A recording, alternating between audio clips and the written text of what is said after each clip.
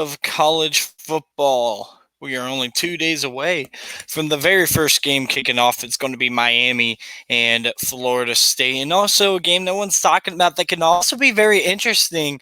And barring the inclement weather out there in Florida, it could also be a closer game. I'll get more into depth in that other game between Arizona and Hawaii, but it is a game between two marquee brands, a top 10 team, a team who's trying to make a statement, get back up to prominence like they were 2 years ago, where everyone thought the U was back. In 2017, after being gone for a while, hadn't been nationally relevant since about 2004, I want to say. They were ranked in the top 10. They kind of fell apart late. It was either '04 or '05. They ended up missing out on the BCS, but playing a top 10 matchup against LSU, 9 versus 10 in the Chick-fil-A Bowl uh, um, at the time. And Miami just got crushed, and they're hoping to get back to that point. They didn't win the New Year's Six Bowl that they went to, but they played Wisconsin, and I believe it was the Orange Bowl, um, in Miami, and they fell. So let's go ahead and jump right into this. I got my Bet Now EU login pulled up here. Now, I only took odds in one game, and I'll cover that a little later. Let's start talking about this Florida-Miami game. Now, Florida returns a lot from last year, a lot more than a lot of people think. That they're looking around and they see C.J. Henderson, Ja'Kai Polite, and a star-studded backfield with Felipe Franks and La'Mical Perine.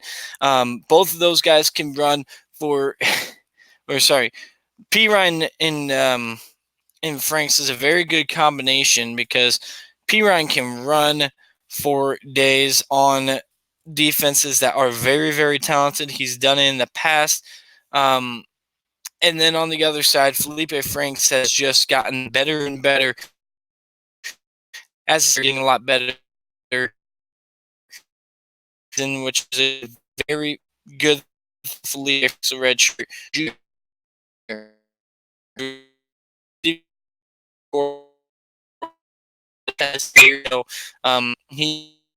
also you also bring back Josh Hammond and Van Jefferson, both wide receivers, and then Kyle Pitts as a tight end. Sophomore, a little bit more unproven, but we can see what he's up to. Another guy that's more unproven, in fact, barely played, Jacob Copeland, has a lot of talent behind Van Jefferson, and Trayvon Grimes, the Ohio State transfer, and Freddie Swain, an experienced guy. Kadarius Toney, I could go on and on. Toney is a speedster guy. He might be a returner. Nonetheless, there's a lot of talent there.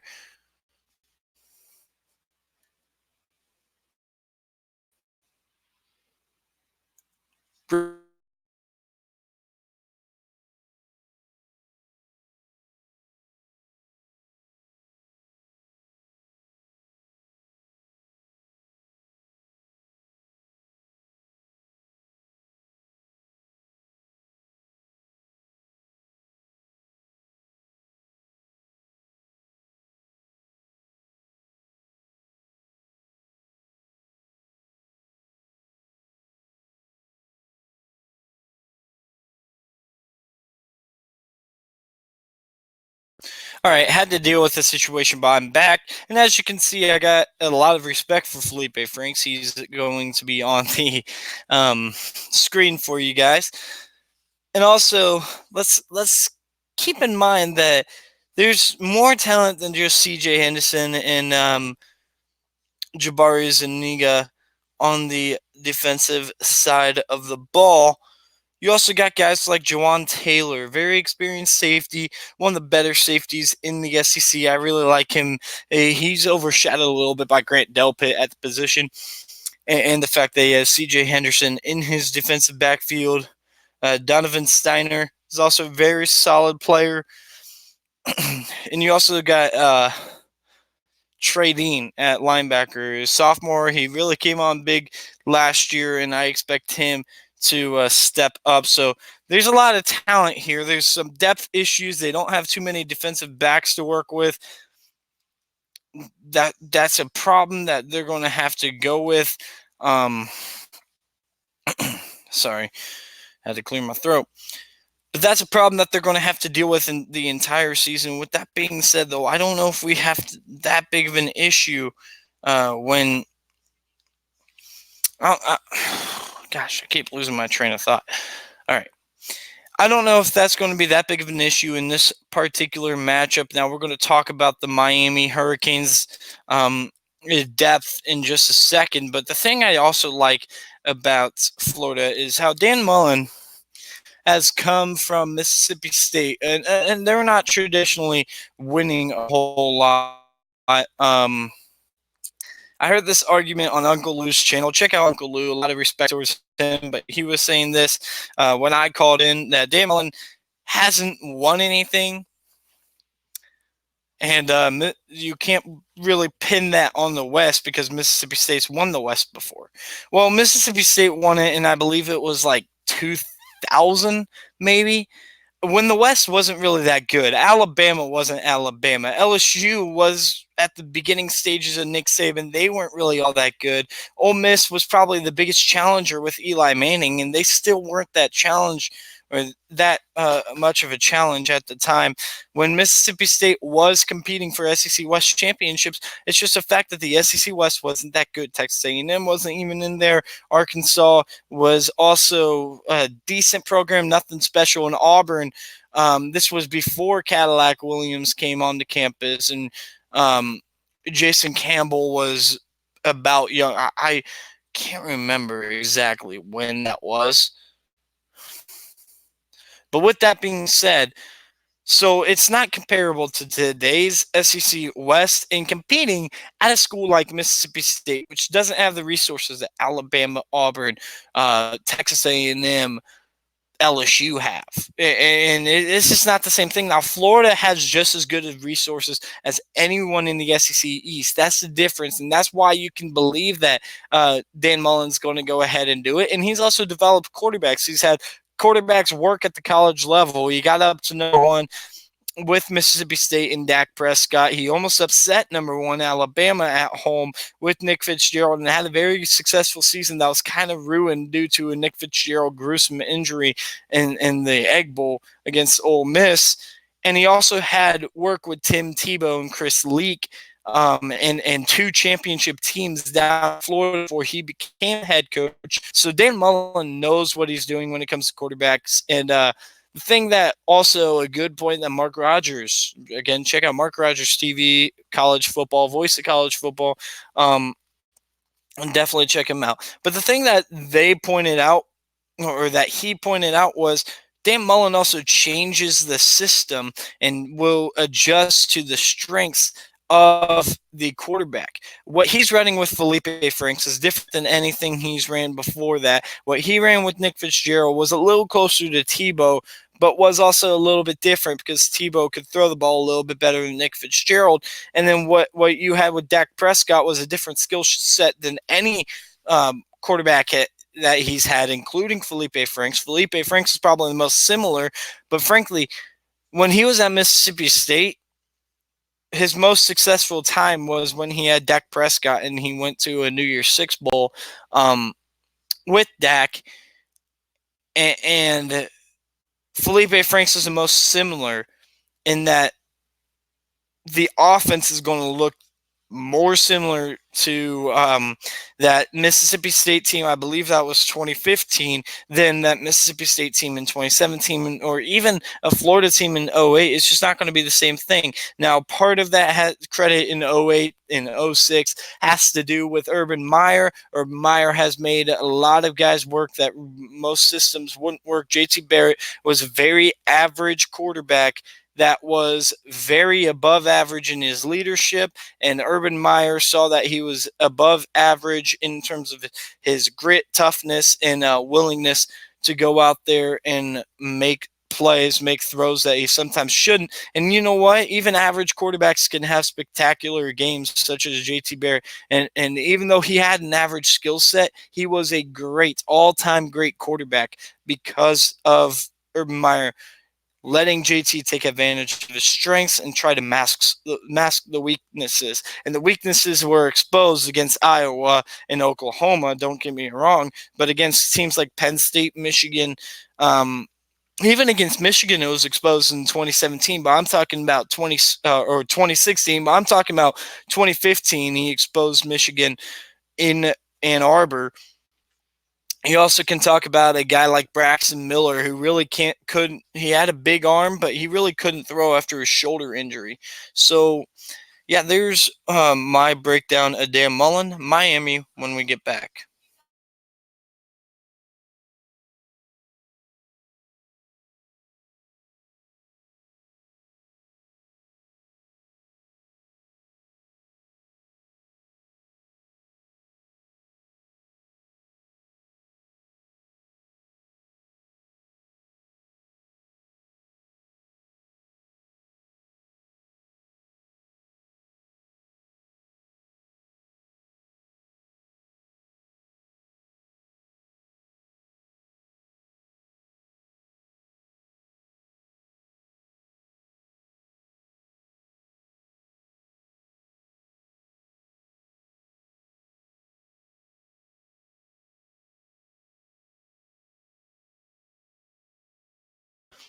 All right, now we're going to talk about the Miami perspective of things.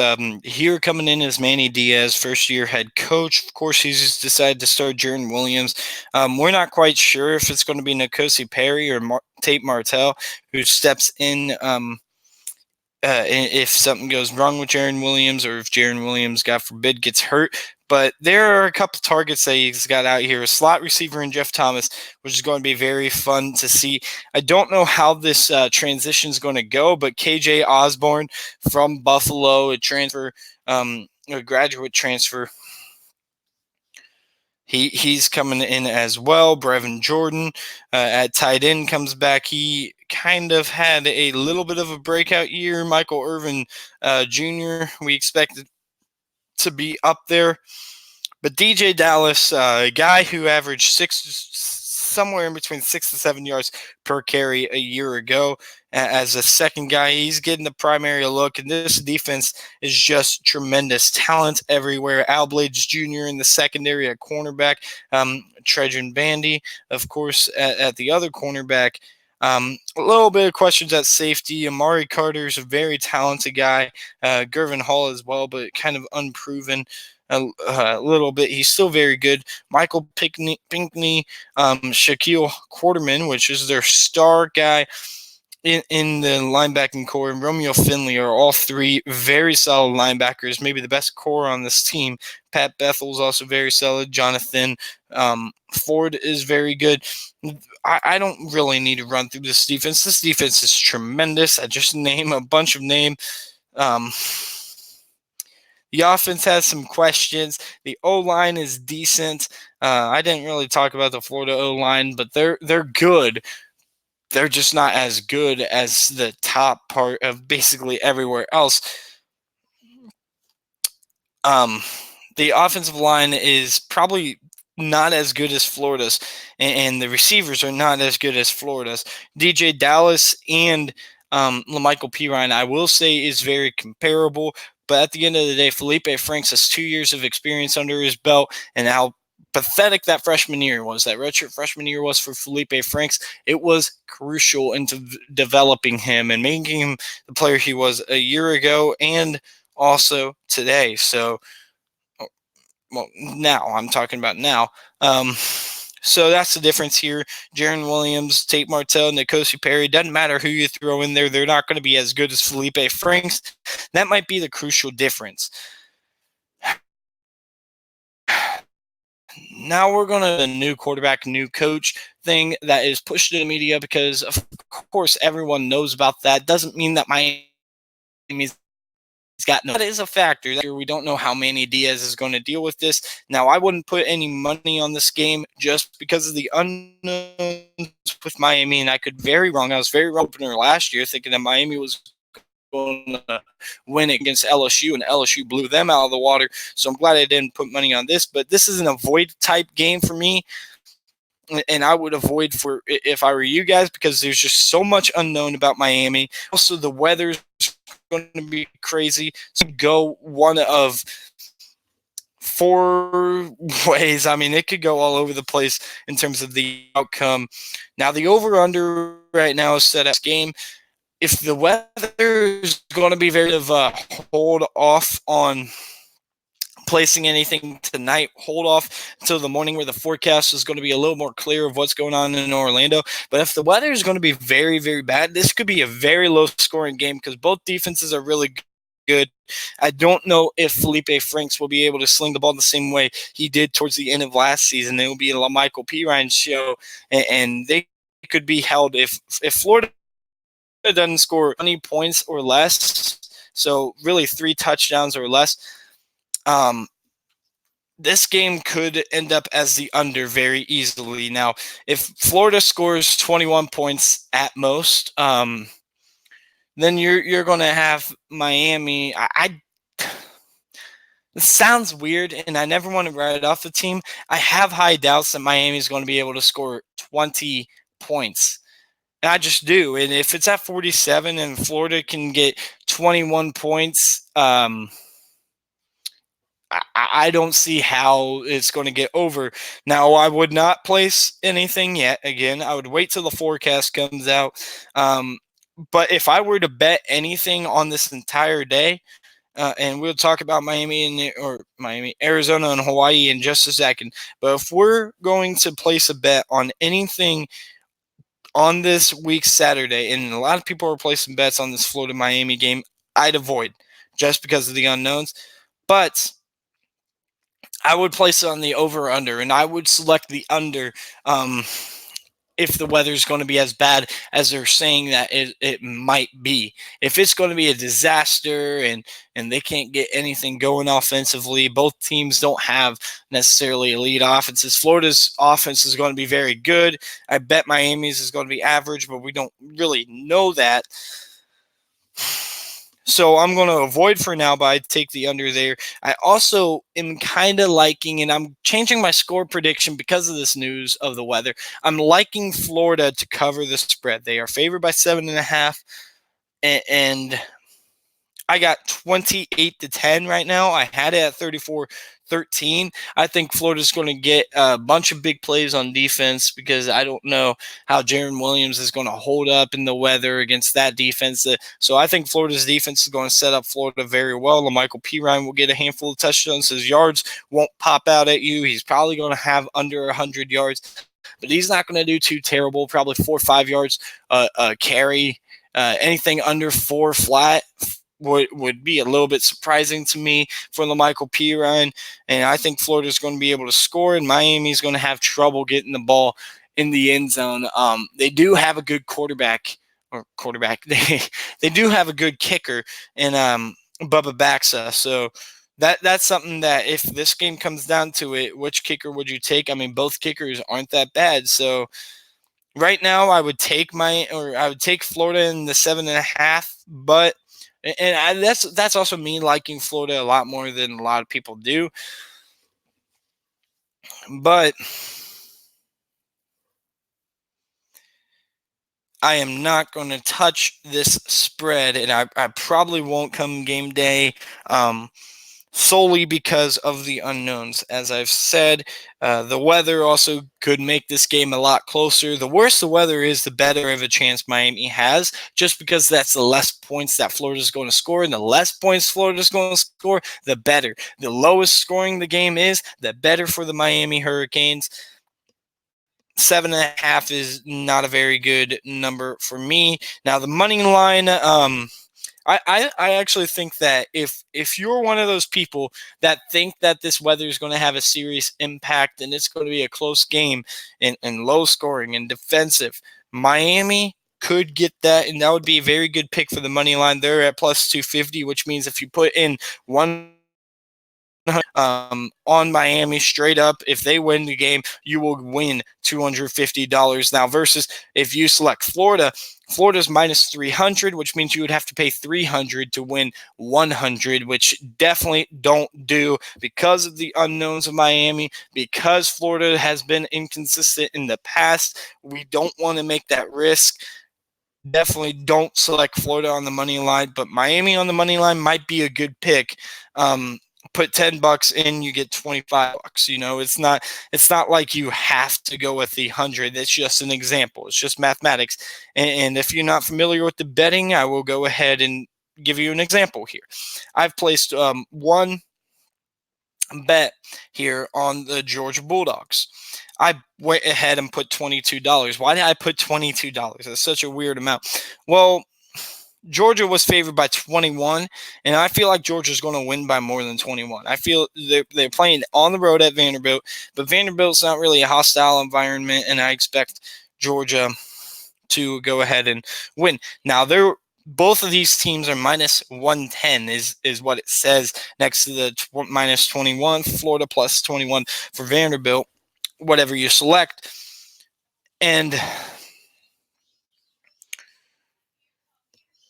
when it says minus 110, that means you would have to pay 110 to get 100 back, all or nothing, because that's what the bookies will get in Vegas, and that's what this is all about. That's how they make their money. So if you go ahead and win, you put in.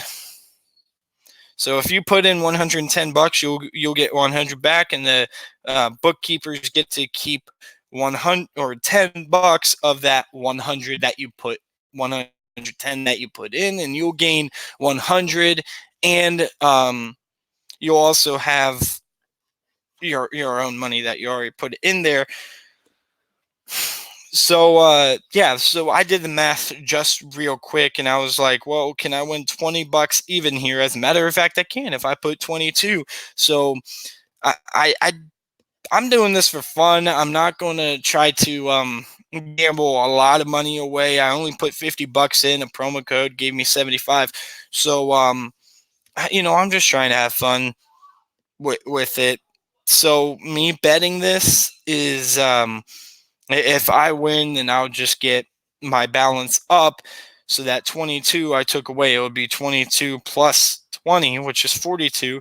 So I'd get 42 back. So if I had 75 and I spent 22, it's at 53. 53 even plus another 42 would be 95, I think it is. So yeah. Arizona, Hawaii. Let's talk about Arizona, Hawaii, and then we can go ahead and get off because this is longer than I thought. Kevin Sumlin coming into year 2 has to go out to the Islands for week 1. I think this could be a dangerous game and a high-scoring game. Why the over-under is going to be set at 73.5, which is a rather high number, and I'm not going to touch because that is a very good number. That's a very good number for this game. And when Vegas hits on a number like that over-under, you just have to avoid. Like, you got to be smart with your bets. You can't just bet at the first thing you see or bet at whatever your team's doing, all right? You can't, especially if your team's doing it. I haven't placed a bet on Ohio State because they're my team. I think Ohio State's going to cover at 27.5 AU. But I have not bet because I'm not quite positive it's a smart idea to bet. So yeah, anyway, Kevin Sumlin's group comes in. They return Cedric Peterson, which was a tremendous rise at wide receiver a year ago for him. But really, there's not much coming back. Drew Dixon and Brian Castile. Brian Castile's a little more experienced than Drew Dixon is. So that should be very interesting. O-line's decent, not great. Bryce Walma is going to play some tight end as well.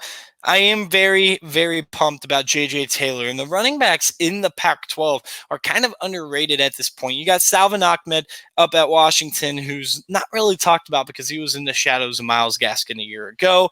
You got a guy in Jamar Jefferson at Oregon State, and then their rival, or also Artavius Pierce, who's also very talented out of Oregon State. And then the rival, you got C.J. Verdell at Oregon. You got Cameron Scarlett at Stanford. UCLA has Joshua Kelly. Utah has Zach Moss, probably the best back in the Pac-12. Arizona has J.J. Taylor. Arizona State has, maybe Benjamin is the best back in the Pac-12.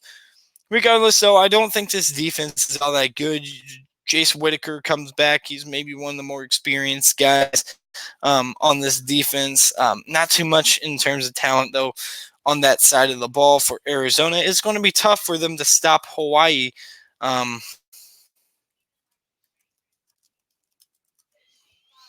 It's going to be tough for them to stop Hawaii's run and shoot offense with Cole McDonald at quarterback. Now, you lose someone.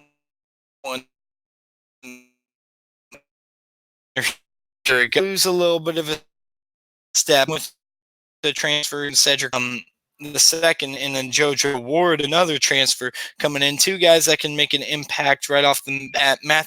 Jason Matthew Sharsh. I said that backwards. Also very talented receiver for the Mountain West. I'm not really sold on the running back situation. I'm not sure which one's going to start between Freddie Holly and Dayton Ferruda. I'm hearing it's going to be Ferruda, but I'm not positive on this. But like I said, I really love Cole McDonald. The offensive line is okay for Mountain West standards, but it doesn't need to be anything spectacular in the offense. And kind of like Arizona's. Their defense isn't really that good. They can make some plays. Penny is a very good player. Penny Pavi. Solomon Matatia. These Hawaii names always get me. Is also another good player. Two linebackers, probably their strength of this defense. But I'm not really sold on anything else to do with this Hawaii team. Cole McDonald and Khalil Tate, that's going to be the talk. That's going to be what it's all about. 11 points favored for Arizona. Now, again, I'm not going to pick this because I think 11 points is right on the dot. I think it could be a touchdown or a 2-touchdown game. I think Hawaii has a chance to upset Arizona in this game. I'm not picking the upset, but I will I'm not placing any money on this. I'm not going to put my money here, but I will pick Hawaii to cover. I had it 49 to 41 is what I had at Arizona winning, which would also be the over. But again, I wouldn't place that because this could go many different ways. If Arizona blows out Hawaii, I doubt they're going to reach that 73.5 mark. If it's a 49-17 game, that doesn't add up to 73. So the money line is interesting, though.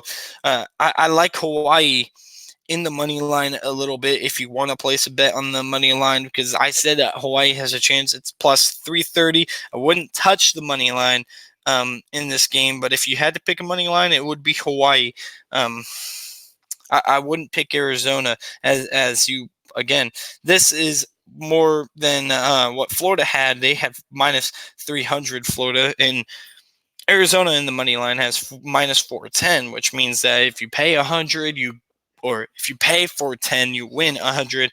You win 330 if you pay 100 for Hawaii. So I wouldn't bet on the money line either way in this game. But if I had to pick one, if a gun was held to my head and I had to put $100 on a team in this game, it would be Hawaii. But I'm not in that situation, so I'm not going to. All right, we'll get into next week. I don't know how my college schedule is going to go, so we'll see how much I can do this, but I'll do as much as possible. I'll certainly do next week before I move in, but I'll see you guys later. This is Bashir signing off.